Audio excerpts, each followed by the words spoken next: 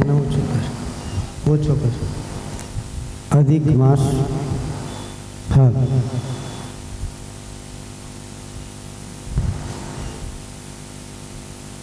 3 વર્ષે અધિક માસ આવે.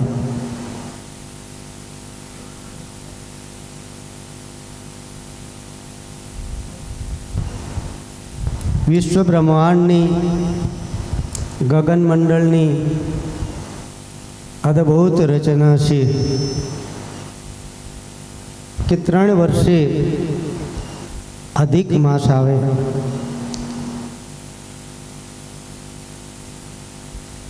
એ વર્ષમાં 13 મહિના 12 મહિના દરેક હોય, પણ આ વર્ષની અંદર 13 મહિના આવે અને એને અધિક માસ કહેવામાં આવે છે. અને એમાં 3 વર્ષે તો 3 વર્ષે ને તો અધિક માસ ના આવે. જે કંઈ મહાપુરુષોએ, જે કોઈ ઋષિ મુનિઓએ જે કંઈ તાત્પર્ય મૂકેલું છે, જે કુદરતની કૃપાથી, જે કુદરતના જે કંઈ પરિવર્તન થઈ રહ્યું છે, એ પરિવર્તનમાં કંઈક આત્મજ્ઞાન છુપાયેલું છે. એ જ્યારે સમજાય ને ત્યારે બહુ આનંદ આવે. કારણ કે ત્રણ ગુણાતીત ત્રિગુણી માયા જ્યારે દૂર થાય, અને ત્રિગુણી માયા દૂર થયા પછી જે આ 13મો મહિનો છે, જે અધિક માસ, આ ત્રિગુણી માયા દૂર થાય ત્યારે અધિક માસ એટલે અધિક વસ્તુ તમને પ્રાપ્ત થાય. અને પિંડ બ્રહ્માંડમાં જેમ જેમ આ બહાર નીકળી જાઓ, 52ની બહાર જ્યારે નીકળી જાય અને 13મું વર્ષ અધિક માસ જ્યારે આવે ને ત્યારે આને અધિક અધિક અધિક પ્રાપ્ત થતું હોય છે. એની ઉન્મૂળની અવસ્થા એ કોઈ અલૌકિક વાત છે. એ સંતો ભજન દ્વારા, વાણી દ્વારા કે પુસ્તકો દ્વારા તમને પ્રાગટ્ય કરીને આપી ગયા છે. પુસ્તકો દ્વારા તમને આપી ગયા છે. કેટલી અદ્ભુત અને દિવ્ય વાત છે આપણી. મારા સાંભળવામાં એક ગીત આવ્યું, બહુ સરસ છે ગીત, એના શબ્દો સારા હતા, પણ મેં એ શબ્દોને ગુરુ મહિમા ઉપર, ગુરુ તત્વ ઉપર, ગુરુના સંબોધન ઉપર એને શબ્દો લઈ લીધા મેં, અને ગુરુના શબ્દો ઉપર લીધા.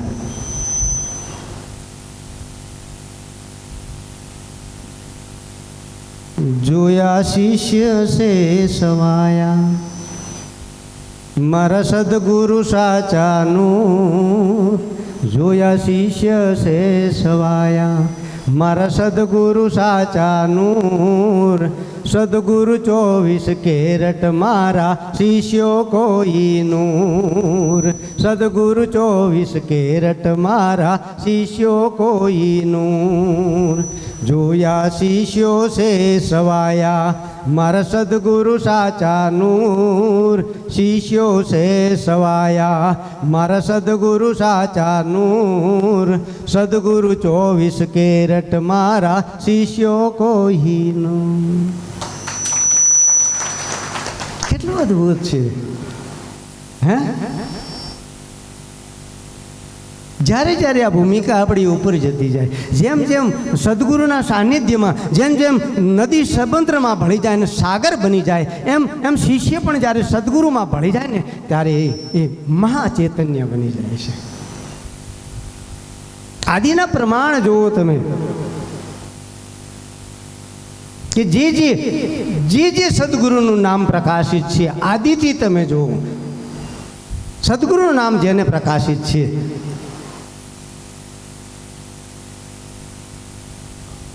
દાખલા તરીકે હરિશ્ચંદ્ર રાજા પહેલા યુગની અંદર થઈ ગયા, તો આજે એમના ગુરુનું નામ ક્યાંય દેખાતું નથી, એમનો ફોટોય દેખાતો નથી, એમનું કોઈ નામે લેતું નથી.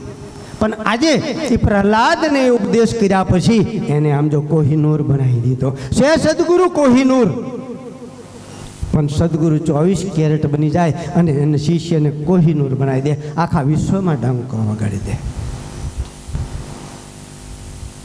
રામ જુઓ, વિશ્વામિત્રનું ક્યાંય મૂર્તિ ના દેખાય, વિશ્વામિત્રનું ક્યાંય મંદિર ના દેખાય, યોગ વશિષ્ઠ મહારાજની ક્યાંય મૂર્તિ કે મંદિર ના દેખાય. આજ રામને એક ભગવાન બનાવીને આખા વિશ્વમાં ડંકો વગાડીને જતા રહ્યા. આ કોહિનૂર બનાવે એ સદગુરુની તાકાત છે. કોહિનૂર બનાવે.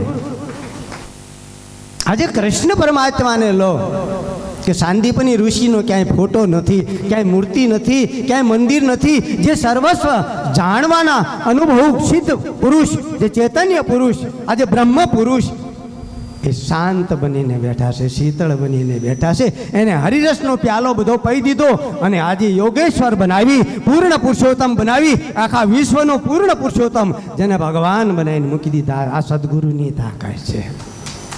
આ સદગુરુની તાકાત છે. કારણ કે સદગુરુ સંપૂર્ણ છે, પૂર્ણ વિશ્વવ્યાપક ચેતના શક્તિ છે. છતાં એ શૂન્ય બની જાય છે, શીતળ બની જાય છે, શાંત બની જાય છે અને શિષ્યને આખો કોહિનૂર બનાવીને આખા વિશ્વમાં ડંકો વગાડે છે. આ સદગુરુની તાકાત છે. મીરાબાઈ જુઓ, એક મેવાડની મહારાણી, હા મીરાબાઈ મેવાડની મહારાણી, જે રોહિદાસ ચમારના ઘરે જઈને ઊભી રહી અને 40 દિવસ રોકાણી. અને આમ જો મીરાબાઈ એનું નામ રોશન કરી નાખ્યું. રોહિદાસ બાપુની કાંઈ મૂર્તિ નથી, કાંઈ ફોટો નથી, કાંઈ મંદિર નથી અને મીરાબાઈના ડંકા વાગે છે. તમે જુઓ, મીરાબાઈના ડંકા વાગે. આ સદગુરુની કૃપા છે. મારું કહેવાનું તાત્પર્ય સમજો, આ સદગુરુની કૃપા છે. સદગુરુ ક્યાંય પ્રકાશમાં નથી આવતા, શિષ્યને સવાયા બનાવી દેશે, શિષ્યને કોહિનૂર બનાવી દેશે. એવા સદગુરુની કૃપા છે. જે આખા વિશ્વમાં રામદેવજી મહારાજને અત્યારે પૂજી રહ્યા છે. રામદેવજી મહારાજનો ડંકો વાગી રહ્યો છે. બાલીનાથની ક્યાંય મૂર્તિ નથી, ફોટો નથી, કોઈ એનું નામ લેતું નથી. અને રામદેવજી મહારાજના આમ જો ગામડે ગામડે મંદિરો થઈ ગયા છે, ગામડે ગામડે મંદિરો થઈ ગયા. આ સદગુરુની કૃપા છે. મારો કહેવાનો તાત્પર્ય સમજો, આ સદગુરુની કૃપા છે. જે મહાપુરુષો થઈ ગયા એને સદગુરુની કૃપા થઈને તારે એને સદગુરુએ કોહિનૂર બનાવી દીધો. પોતે 24 કેરેટ રહ્યા 24 કેરેટ સોનું, એકદમ સ્વસ્થ શુદ્ધ ચૈતન્ય શુદ્ધ સોનું બનીને એરિયા, પણ શિષ્યને તો કોહિનૂર બનાવી દીધો. કોહિનૂર સદગુરુ બનાવી દે.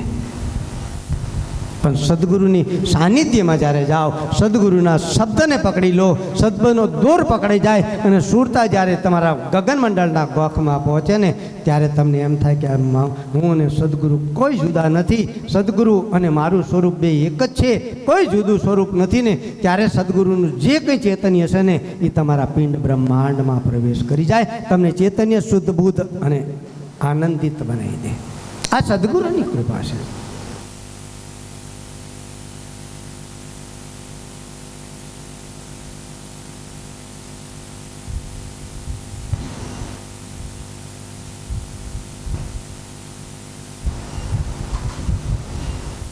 અદ્ભુત છે, દિવ્ય છે. જેમ જેમ સમજાય એમ તમને આનંદ આવશે, જેમ જેમ ભીતર ઉતરશો એમ આનંદ આવશે. તમારું કર્તવ્ય પૂરું કરતાં કરતાં તમે આ ભજનમાં મસ્ત બનો. સમજ્યા? સંસારમાં સરખો રે, મન રાખ મારી પાસ, તને જાણું હરિનો દાસ. વ્યવહારમાં પૂરા રહીને પરમાર્થમાં પેજજો, સઘળી ફરજો અદા કરીને સત્સંગમાં બેસજો. પહેલો કદાચ તમે વ્યવહાર સમજતા હોય તો સંસારનો વ્યવહાર છે, તમારા જે મા બાપ કુટુંબ પરિવાર પતિ પત્ની જે છે એ પૂરું કરી લો. અને બીજો વ્યવહાર છે આ પિંડનો વ્યવહાર છે. આની અંદર અન્નમય કોષ, જ્ઞાનમય કોષ, વિજ્ઞાનમય કોષ, આનંદમય કોષ, એ કોષનો વ્યવહાર પૂરો કરી અને આમ જો તમે ઉધર્વગતિ જ્યારે કરી લેશો ને, ત્યારે તમને આનંદની હેલી ઉભરાય છે. એ શું આંખમાં આંસુ ના આવે? આંસુ મેં તમને કીધું 3 પ્રકારના આંસુ હોય છે. આંસુ જ્યારે આવતા હોય ને ત્યારે એની મુદ્રા કોઈ અલગ જ હોય છે. એની મુદ્રા કોઈ અલગ હોય છે.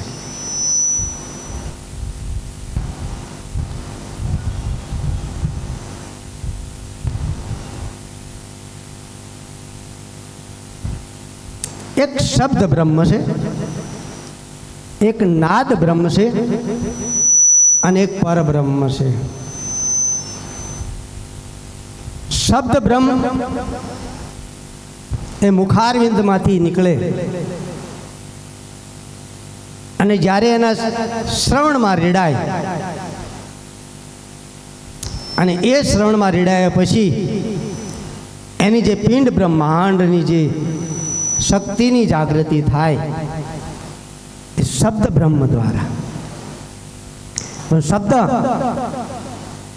ઠેઠ મૂળાધાર સુધી શિથિલ અવસ્થામાં, શાંત અવસ્થામાં પહોંચ્યો હોય ને ત્યારે કેવળ સાંભળવાથી નહીં, વાંચવાથી નહીં કે જોવાથી નહીં, આ શબ્દ બ્રહ્મની આટલી તાકાત છે.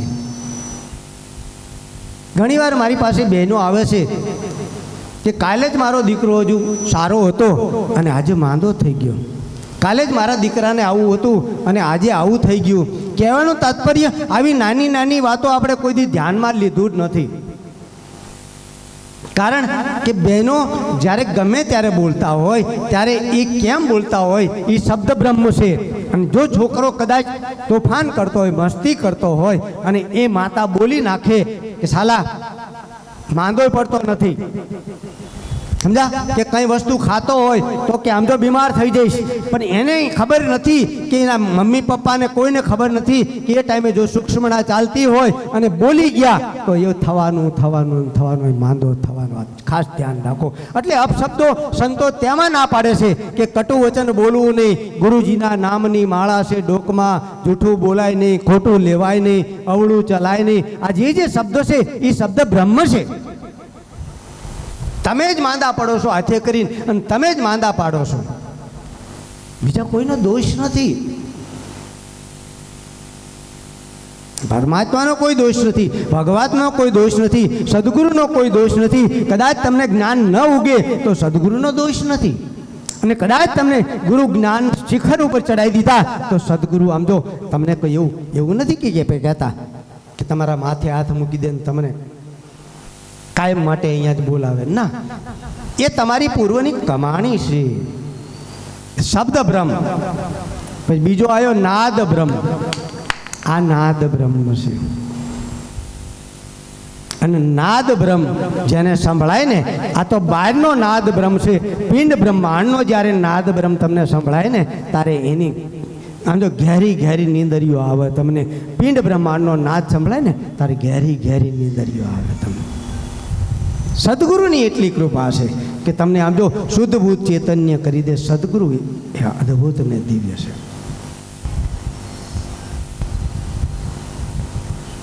ત્રીજો છે પરબ્રહ્મ.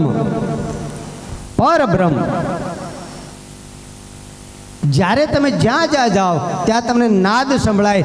કોઈ નદીએ જાઓ, કોઈ ઝાડ નીચે જાઓ અને એના જે ધ્વનિ આવતી હોય ને એ પરબ્રહ્મની તાકાત છે. એ ધ્વનિને લીધે તમને સમાધિ અવસ્થામાં જતા રહો. એ ધ્વનિના લીધે તમે આમ જો મસ્ત બનીને બેસી રહો. પોતાની અનુભૂતિ જ્યારે પિંડ બ્રહ્માંડમાં થાય અને એને આનંદની હેલી જ્યારે ઉભરાય અને એને એના ભજનો જે લખાણા એ ભજનો અત્યારે જે ગવાઈ રહ્યા છે ને એ જે ભૂમિકામાં પહોંચ્યા હોય ને એને આનંદ આવતો હોય.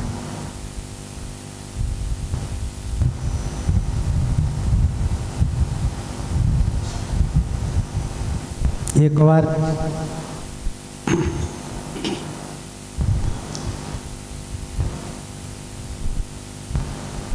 જગડુ શાહ બહુ વાણીઓ મોટો વેપારી થઈ ગયો.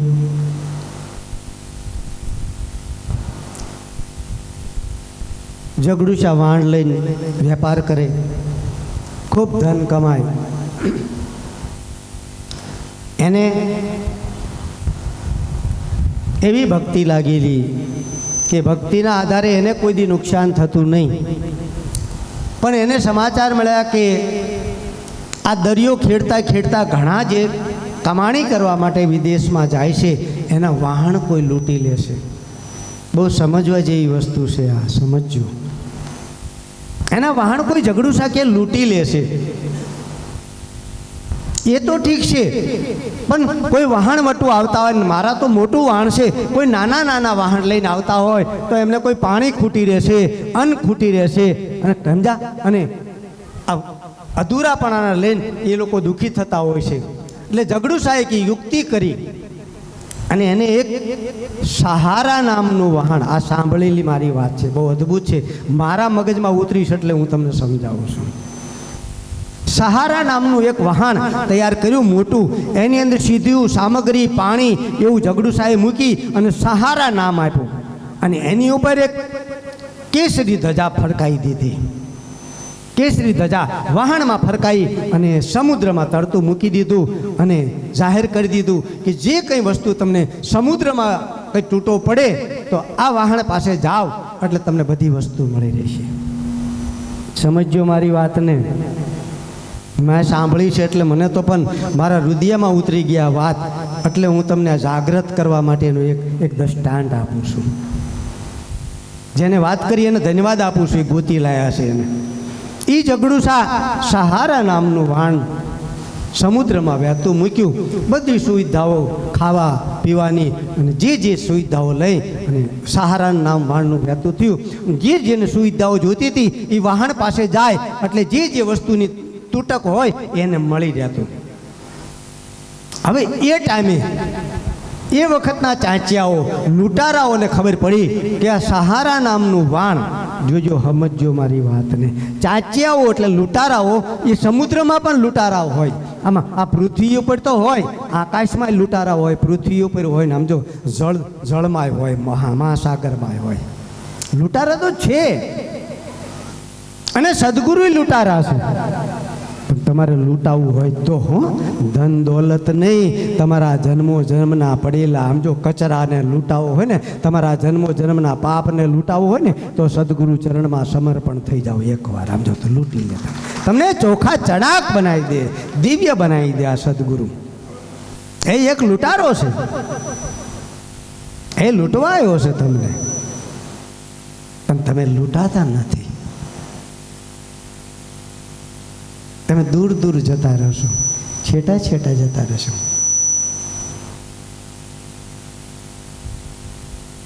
એ સહારા નામનું વાણ ચાંચિયાઓને ખબર પડી એટલે ચાંચિયાઓ સહારા નામની ઉપર અટક કર્યો અને એના માણસોને જે કંઈ હતું એ લૂંટી લીધું અને એ વાહનના જે કંઈ માણસો હતા એને મારી નાખ્યા અને એના વાહન ઉપર સહારા લખી નાખ્યું. જે લૂંટારુના નામ ઉપર સહારા લખી નાખ્યું અને એના વાહન ઉપર આમ જો પેલી ધજા, કેસરી ધજા હતી ને એ ફરકાવી દીધી.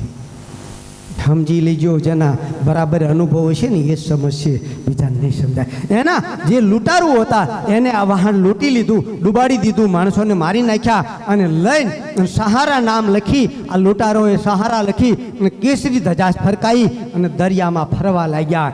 એટલે બધા જે માણસો હતા બિચારા જિજ્ઞાસુઓ, આ ભૂખ્યા તરસ્યા, સમજા, અન્નદાન વગરના, અન્ન ખાધા વિગેરના ભૂખ્યા તરસ્યા હતા ને, એમને ખબર પડી કે જગડુસાએ આ વાહન સહારા નામ બહાર પાડ્યું છે ને, અને જો પેલું વાહન આવે ને એ સહારા નામનું વાહન છે, એ આપણું વાહન છે, પોતાનું વાહન છે. આ ધજા ફરકાવીને એટલે આ જે ભૂખ્યા હતા, તરસ્યા હતા, જેને કંઈ જરૂર હતી એ દોડ્યા એ બાજુ, અને જ્યાં દોડ્યા ને ત્યાં પેલા લૂંટારું એ એમને લૂંટી લીધા. તાળી પાડવા જેવી નથી, સમજવા જેવી વાત છે. તાળી ના પાડો.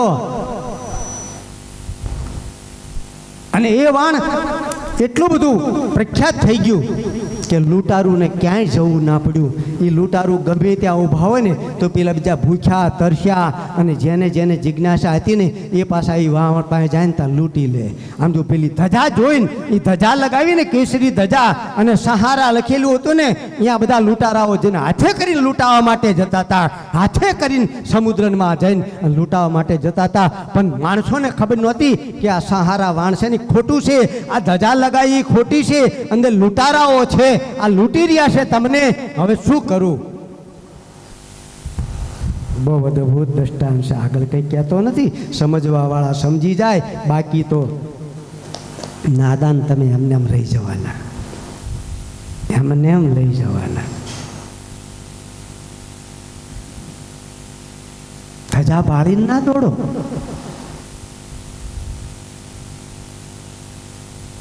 તમારે ભક્તિ માટે જવું છે, તમારે પરાકાષ્ઠા માટે જવું છે, તમારી ઉધર્વ ગતિ માટે સદગુરુ ચરણે જવું છે, તમારા જે ભૌતિક રોગ છે એને મટાડવા માટે સદગુરુ દ્વારે જવું છે, તમારા જે આધ્યાત્મિક રોગ છે એને પણ કાઢવા માટે સદગુરુ દ્વારે જવાનું છે તમારે. તો સદગુરુનો સહારો સાચો. અને સદગુરુ પાસે જ્યારે આવો અને તમારા કોઈ પણ રોગ હોય, શરીરના રોગ હોય, ભૌતિક રોગ હોય કે આમ જો આધ્યાત્મિક રોગ હોય કે અધિભૌતિક રોગ હોય, તો સદગુરુ દ્વારે આવો અને તમારા રોગ જ્યારે મટી જાય. અને એ તો ઠીક છે, પણ સદગુરુ દ્વારે જ્યારે તમે પ્રશ્ન લઈને આવ્યા હોય, કેટલાય જન્મોના પ્રશ્નો હોય, એ પ્રશ્ન લઈને પણ તમે આવો અને સદગુરુ સત્સંગ કરતા હોય અને એ પ્રશ્નના જવાબ તમને મળી જાય ને, ત્યારે સમજી લેજો કે સદગુરુ તમારા પરિપૂર્ણ છે. તમારા પ્રશ્નના જવાબ તમને મળી જાય ત્યારે તમારે સમજી લેવાનું. તમારે પ્રશ્ન કરવો જ ના પડે. જો સદગુરુ સમર્થ સદગુરુ સાચા સદગુરુ મળી જાય ને, તો પ્રશ્ન ના કરવો પડે, એનો જવાબ તમને મળી જાય અને હરખની હેલી આવી જાય. ત્યારે આ આનંદ પમાય. કેટલા જન્મનું આપણું કર્મ બીજ પડેલું છે. એ કર્મ બીજને બાળવા માટે આપણે સત્સંગની જરૂર છે, આ સમાગમની જરૂર છે, સદગુરુની જરૂર છે. મનુષ્ય જન્મ તો મળશે તમને, વારે વારે મળ્યા કરશે, વારે વારે મળે. સંતોએ તો ના પડી છે, એમને ના પડી છે, કારણ કે એને તો ના કીધી. પણ ક્યારે ના કીધી? કે મોંઘો મનુષ્ય દે ફરી ફરીને મળે નહીં વારંવાર, ભાઈ તું ભજી લેને કીર્તાર. મોંઘો મનુષ્ય દે ફરી ફરીને મળે નહીં વારંવાર, ભાઈ તું ભજી લેને કીર્તાર. તેને મોંઘો બનાવવો હોય ને તો સદગુરુ ચરણે મોંઘો બનાવવો હોય તો હમણાં કીધું ને, મારા સદગુરુ 24 કેરેટ, મારા શિષ્યો કોહિનૂર, એ મોંઘો બનાવી દે, અદ્ભુત બનાવી દે, દિવ્ય બનાવી દે. પણ મોંઘો ક્યારે બને? કે હમણાં કીધું ને કે તન મન ધન સદગુરુને સોંપે ને તારે. વાતું એ નહીં, ખાલી ઉપદેશ વખતે કદાચ તમે જળ મૂકો એમ નહીં, એને સમર્પણ થઈ જવું પડે. એને ગમે એટલા એને આ શરીર ઉપર કષ્ટ લાગે, શરીર ઉપર આવરણો આવે. કૃષ્ણ ભગવાનને કેટલા આવરણો આવ્યા, શાંતિથી બેઠા નહીં બિચારી. તમે વિચાર કરો. કારણ એ પરમાર્થમાં નીકળી ગયા. પરમાર્થ, ના ઘરનું જોયું ના બહારનું જોયું, કઈ એક જ પરમાર્થ. પરમાર્થ માટે એને પરમાર્થમાં લગાવી દીધું આખું જીવન. એને પરમાત્મા, ખુદ પરમાત્મા. જેને જેને અનુભવ થયા છે, સંતોને જેને અનુભવ થયા એવા અનુભવની આ વાતો છે. અને અનુભવથી જે જે સમજાય, જે ભૂમિકામાં જાય, એના માટે સદગુરુએ ભજનનું પ્રાગટ્ય કર્યું, પુસ્તકનું પ્રાગટ્ય કર્યું, સાહિત્યનું પ્રાગટ્ય કર્યું. સાહિત્યનું પ્રાગટ્ય જેને જેને જેમ જેમ અનુભવ થાય એમ એ પરાકાષ્ઠાએ પહોંચતા ગયા, જેમ જેમ અનુભવ થાય એમ એ આગળ જતા ગયા, આગળ નીકળતા રહ્યા. હવે સુદામડા જતા અક્ષરમઢીમાં જૂનું ઘર હતું, દેશી નળિયાનું, માથું અડી જાય એવડા ઘર. અને એ ઘરમાં જ્યારે અમે જતા ત્યારે